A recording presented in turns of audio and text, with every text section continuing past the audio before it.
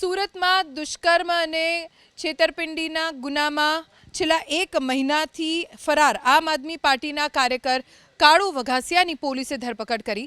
Social મીડિયાના માધ્યમથી મહિલાને પ્રેમજાળમાં ફસાવી લગ્નની લાલચ આપી શારીરિક શોષણ કરનાર કાળુ વઘાસિયાને પોલીસે બાતમીના આધારે લસકાણા ડાયમંડ સિટી નજીકથી મોડી રાત્રે ઝડપી લીધો।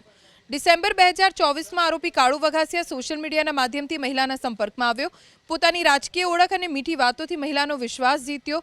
પત્ની સાથે બનતું ન હોવાનું અને પત્નીને છૂટાછેડા આપી મહિલા સાથે લગ્ન કરવાની લાલચ આપી બાદમાં અલગ અલગ હોટેલમાં લઈ જઈ મહિલા સાથે દુષ્કર્મ આચર્યું।